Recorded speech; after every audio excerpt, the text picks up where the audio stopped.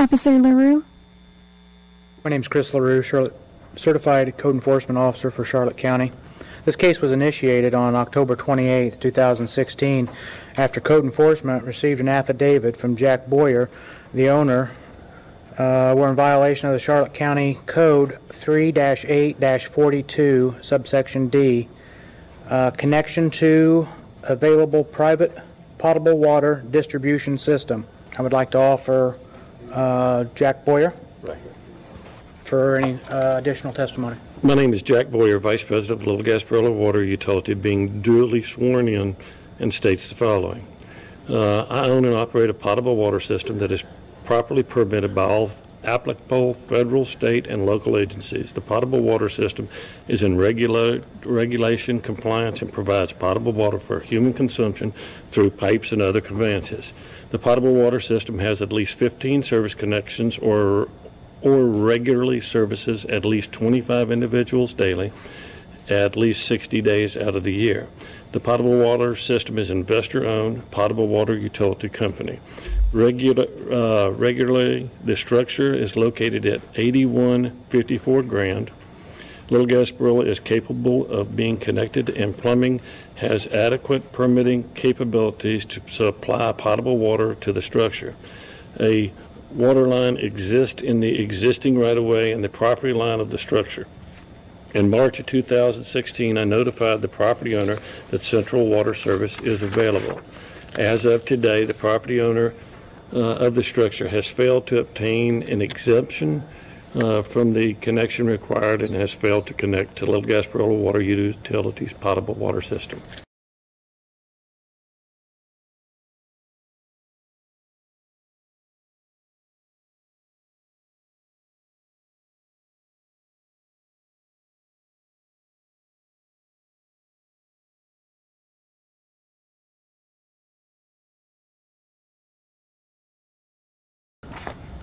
Good morning.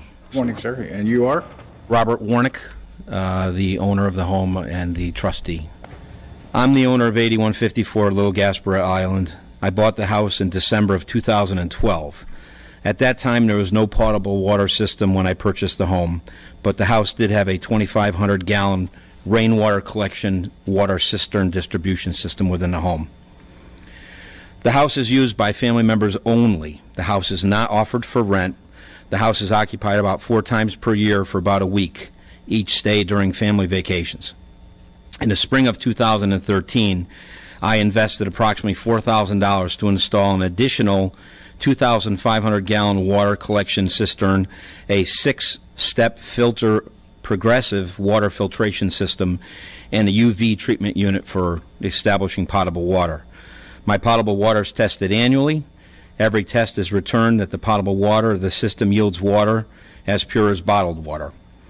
Prior to the letter from LGI Water, dated and received after the deadline to file for a water system exemption, I had not received any information at all from Charlotte County or LGI Water.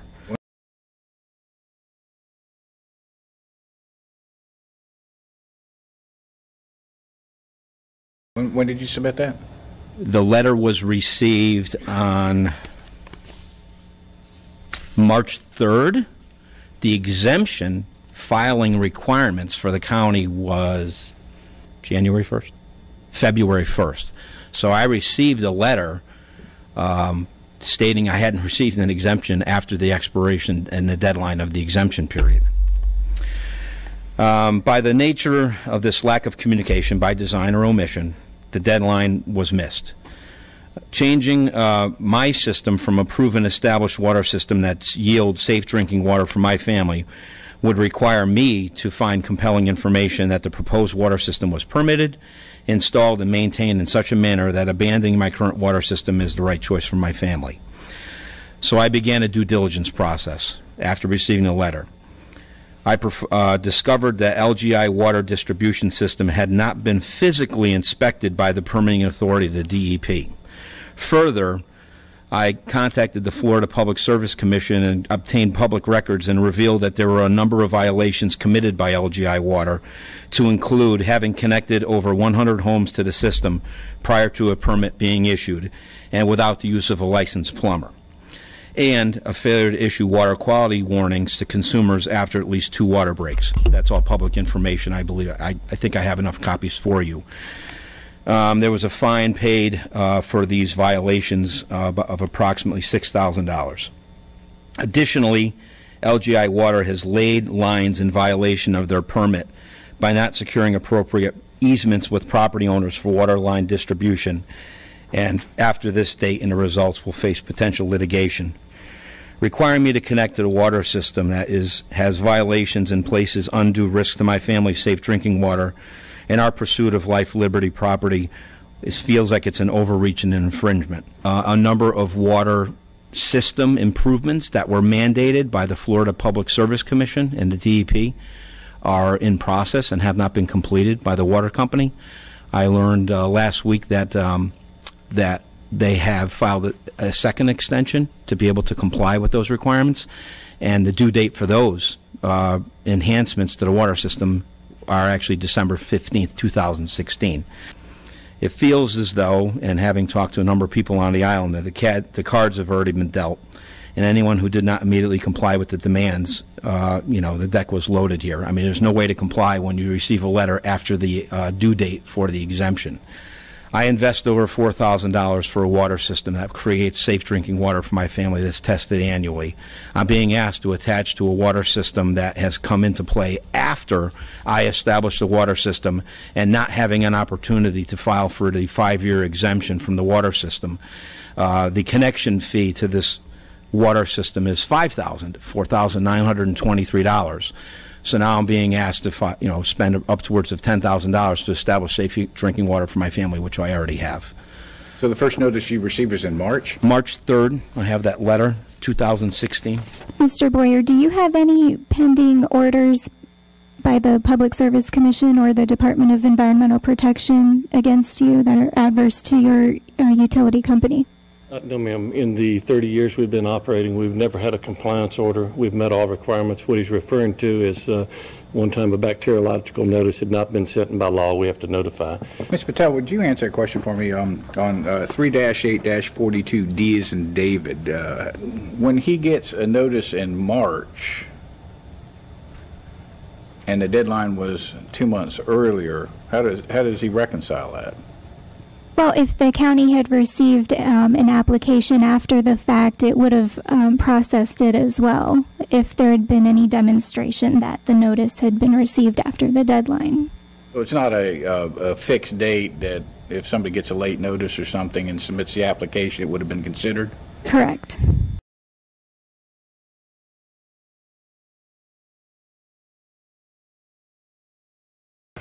Anything further, sir? If I can respond to two Please. things. One is I have a letter here dated. So the letter was received on March 3rd. I did author a letter dated April 20th to Jack Boyer going through the fact that I had received his notice and that, I was surprised that I had not been notified by the county of any requirements to connect, and the fact that the letter was dated after the exemption, and I'm a letter of the law guy. It says if you didn't file by this date, you are not going to receive an exemption. So I have this communication, as well as on August, I did not receive a response to that letter. On August 30th, I went out to the island with my family and discovered that a water line had been laid across our property outside of the utility easement. There is a 6-foot utility easement around each plat that's noticed in our documents for the declaration of the property. But this water line was not laid in accordance with the easement. I did send Jack an email, and he did respond back to me. I also filed a complaint with the Florida Public Service Commission. They notified me that easement violations are not in the jurisdiction of the Public Service Commission and that my remedy was through the Charlotte County Court for an easement violation.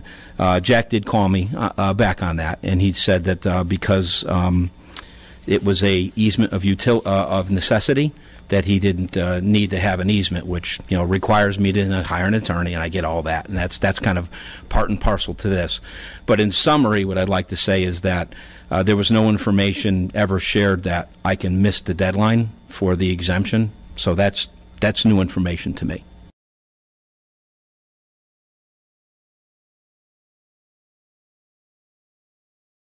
my idea was I called in, and when I got the letter, I talked to a Mr. Brown, and he informed me today that there would be cases that I could hear and have a chance to speak on this.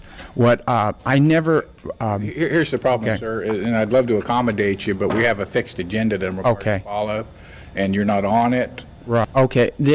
Just in closing, my case is exactly like Mr. Warnick's. I have a water system that I installed, had installed. My water tests out perfect. I was never given that letter that I had to comply with him until March. I got a letter.